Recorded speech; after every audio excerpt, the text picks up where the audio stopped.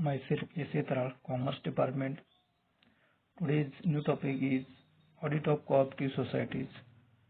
Generally, we had studied already what is the cooperative societies or what is the cooperation.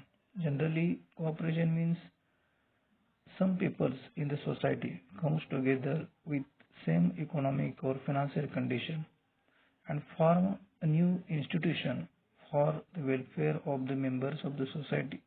It is called generally the cooperation.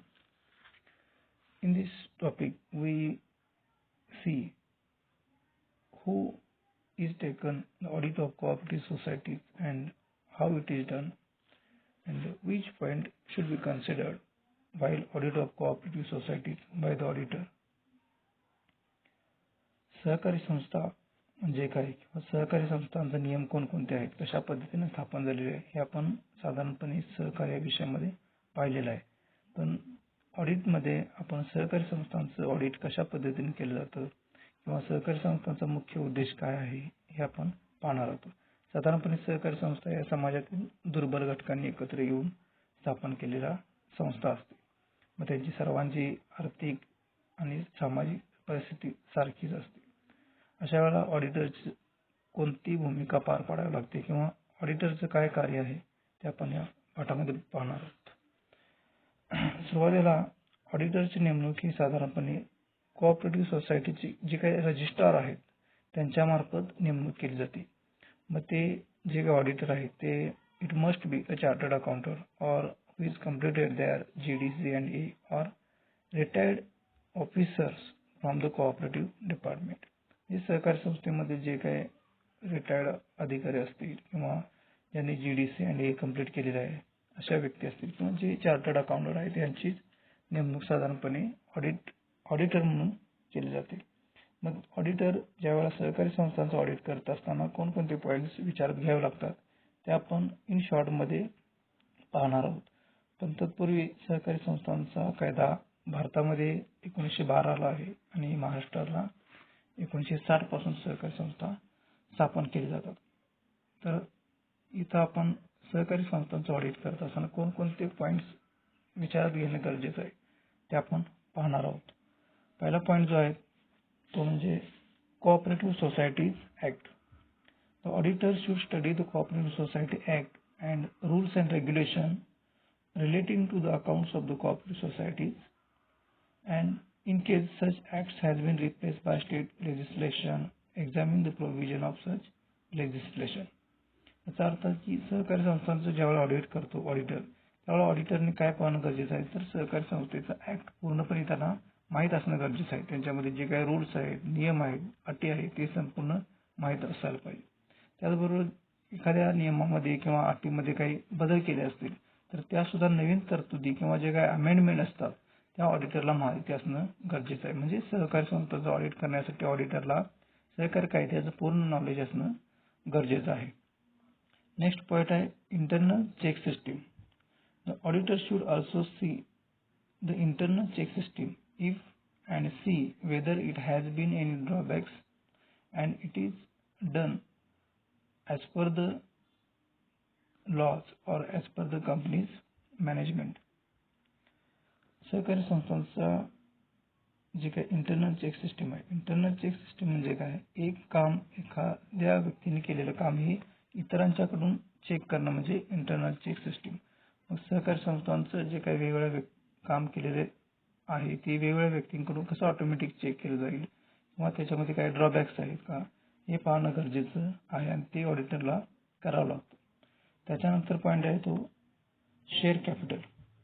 The auditor should verify that no member hold more than 10% of share capital of the society as laid down in the act and share capital, subscribe capital, issued capital, number of shares etcetera.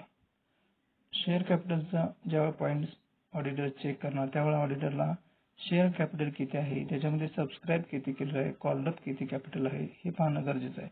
त्याचबरोबर एखाद्या मेंबरनी 10% जास्त share घेतलेले नाहीत हे check करणं गरजेचं आहे. कारण जर एखाद्या व्यक्तीने जास्त शेअर्स खरेदी केले असतील म्हणजे ज्याला आपण 51% जास्त असं म्हणतो तर त्यावेळेला काय होतं त्या सहकारी संस्थेची मालकी त्या व्यक्तीची मालकी त्या सहकारी संस्थांवर होते. म्हणून सहकारी संस्थेच्या ऑडिटरनी शेअर कॅपिटल जास्त घेतलेली आहेत किंवा नाही एखाद्या व्यक्तीने ते पाहणं गरजेचं आहे. त्याच्यानंतर नेक्स्ट पॉईंट आहे तो deposits. The auditor should see that or vouch the deposits with the cash book and counterfoils of the receipt and compare the relative accounts. Deposits from the non-members should be checked and to ascertain that they are accepted in accordance with the terms and conditions of the societies. सहकारी संस्था किंवा कोणत्याही बँकांचा जो काही मुख्य उद्देश किंवा दोन कार्य मूलभूत असतात ते म्हणजे ठेवी स्वीकारणे आणि कर्ज देणे.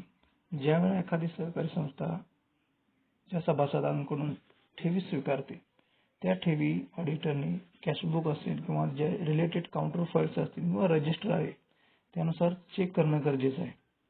आणखीन जर एखादा सहकारी संस्थेमधला सभासद नसणारा व्यक्ती जर सहकारी संस्थेमध्ये डिपॉझिट करत असेल तर ते जे रूल्स किंवा रेग्युलेशन आहेत त्या संदर्भात त्यानुसार त्यांनी डिपॉझिट केलेलं आहे किंवा नाही हे देखील पाहणं गरजेचं आहे. त्याचबरोबर कोणकोणत्या पद्धतीचे डिपॉझिट्स सहकारी संस्थांमध्ये आहेत त्याची सुद्धा ऑडिटरनी सखोल पाहणी करणं गरजेचं असतं. त्याच्यानंतर नेक्स्ट पॉईंट आहे तो loan granted. The auditor should see that or vouch the loans granted to borrowers with their agreement and as per the rules of the cooperative societies act 1912. सहकारी संस्था ह्या कर्ज देण्याचं काम सुद्धा करतात. मग ऑडिटरनी ज्यावेळेला ऑडिट करत असताना सहकारी संस्थेला मधून ज्या व्यक्तींना कर्ज दिलेलं आहे त्या व्यक्ती सभासद आहेत किंवा नाही त्यांना ठराविक पद्धतीनं ज्या व्याजदराने लोन दिलेलं आहे किंवा नाही किंवा काही रिलेटिव्स असतील काही फ्रेंड्स असतील यांना दिलेलं आहे का नियमबाह्य काही कर्ज दिलेलं आहे का या ऑडिटरनं चेक करणं गरजेचं आहे. मग त्यासाठी कोणकोणते रजिस्टर आहेत कोणकोणते अकाउंट्स ओपन केलेले आहेत हे देखील डिटेल्समध्ये चेक करणं गरजेचं आहे. त्याच्यानंतर नेक्स्ट पॉईंट आहे तो examination of overdues. The auditor has to check the dates in detail, especially overdue dates. He has to see whether the management has taken proper steps to recover such debts. The auditor should also see that it is classified in the good, bad or doubtful debts. If in respect to the bad debts, a certificate is to be obtained from the auditor, they are irrecoverable or not recoverable. इथं ओव्हरड्यूचा अर्थ काय जे काही सहकारी संस्थांनी जे काही कर्ज दिले आहे त्याची परतफेड न होणे म्हणजे ज्याला आपण नॉन परफॉर्मिंग असेट असं म्हणतो NPA.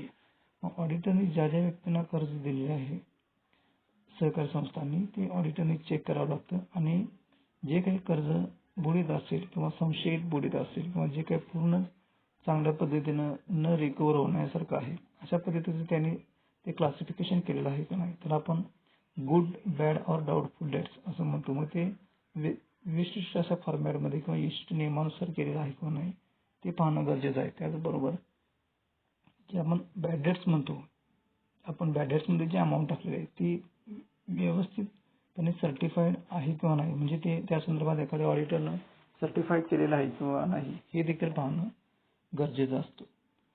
त्याच्यानंतर नेक्स्ट पॉईंट आहे तो money from apex bank. Any money borrowed from the central bank or state cooperative bank should be vouched with the cash book, correspondence and any of the documents evidence is available for that. सहकारी संस्था ह्या primary stage असतात म्हणजे प्राथमिक सहकारी संस्था. प्राथमिक सहकारी संस्था ह्या काय करतात तर जिल्हा मध्यवर्ती बँकेकडून कर्ज घेतात. जिल्हा मध्यवर्ती बँक ही राज्य सहकारी बँकांकडून कर्ज घेत असतात. अशा पद्धतीने ही त्रिस्तरीय रचना असते. मग ऑडिटरनी ज्यावेळेला सहकारी संस्थांचं ऑडिट करत असताना तुम्ही घेतलेले जे काही राज्य सहकारी बँका असतील किंवा स्टेट असतील जिल्हा मध्यवर्ती बँक असेल यांच्याकडून घेतलेले कर्ज हे कोणत्या व्यवस्थित रीत्यानं मांडलेलं आहे किंवा नाही किंवा त्याची प्रॉपर रजिस्टर मेंटेन केलेले आहेत किंवा नाही त्यासाठी कोणकोणते कॅशबुक आहेत त्यासाठी कोणकोणते रजिस्टर आहेत किंवा लोन आहे किंवा जे काही आवश्यक असणारे रजिस्टर आहेत ते मेंटेन केलेले आहेत किंवा हे नाहीत हे पाहणं देखील इथं गरजेचं असतं. त्याचबरोबर नेक्स्ट पॉईंट आहे तो फंड्स.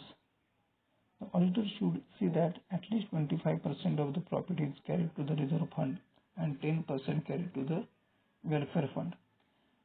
प्रत्येक सहकारी संस्था, बँका आणखी इतर संस्थांना ठराविक असा फंड रिझर्व्ह बँकेमध्ये ठेवावा लागतो किंवा स्वतःकडे ठेवावा लागतो. त्याला आपण SLR आणि CRR असं म्हणतो. तर कायद्यानुसार प्रत्येक सहकारी संस्थांनी तो SLR CRR ठेवलेला आहे किंवा नाही, किंवा इथं आता सांगितल्याप्रमाणे कमीत कमी तुम्ही 25% प्रॉफिटमध्ये जो काय पार्ट आहे तो रिझर्व्ह फंड म्हणून ठेवलेला आहे किंवा नाही हे पाहणं गरजेचं आहे. त्याचबरोबर 10% हा वेलफेअर फंडसाठी अमाऊंट तुम्ही राखीव आहे ठेवलेले आहे किंवा नाही हे पाहणं ऑडिटरचं काम असतं. त्याच्यानंतर पॉईंट आहे महत्त्वाचा तो dividend policy. The auditor should also say that the dividend paid to the members not exceed the limits, and it should be ascertained as how such dividend is calculated and recorded in the books of accounts. प्रत्येक संस्था संघटनांना आपल्या प्रॉफिटमधील काही भाग हा dividend म्हणून सभासदांना declare करावा लागतो. मग तो डिव्हिडंड डिक्लेअर केलेला आहे तो प्रॉफिटमधून डिक्लेअर केला आहे किंवा नाही हे पाहणं गरजेचं आहे. त्याचबरोबर किती % डिक्लेअर केलेलं आहे, कशा पद्धतीने त्याचं कॅल्क्युलेशन केलेलं आहे हे सुद्धा डिव्हिडंडच्या संदर्भात, पॉलिसी संदर्भात जे नियम आहेत ते ऑडिटरनी चेक करणं गरजेचं आहे. किंवा काही वेळा प्रॉफिट कमी असताना किती डिव्हिडंड दिलेला आहे किंवा प्रॉफिट जास्त असल्यानंतर किती % दिलेला आहे, डिव्हिडंड फ्लक्च्युएशन फंड त्यांनी तयार केलेला आहे किंवा नाही हे देखील पाहणं गरजेचं असतं. त्याच्यानंतरचा महत्त्वाचा पॉईंट आहे तो preparation of accounts. The auditor should see that the accounts are prepared according to the Cooperative Society Act and they reflect the true and fair view of the statement of affairs of the society. Special provision in respect of Income Tax Act regards with the cooperative society should be noted. Auditor ज्यावेळेला audit करत असताना सहकारी संस्थेचा अधिनियम 1960 आहे, महाराष्ट्र सहकारी संस्था कायदा 1912 आहे. या कायद्यानुसार जे काय प्रॉफिट लॉस अकाउंट आहे, बॅलन्स शीट आहे किंवा जे रजिस्टर मेंटेन करणं गरजेचं आहे ते प्रॉपरली मेंटेन केलेलं आहेत किंवा नाही हे ऑडिटरने चेक करावं लागतं. त्याचबरोबर ती ट्रू अँड फेअर कंडिशन म्हणजे जे काही सत्य किंवा योग्य आहे किंवा नाही किंवा ते दर्शवते किंवा नाही हे पाहणं देखील ऑडिटरचं महत्त्वाचं काम आहे.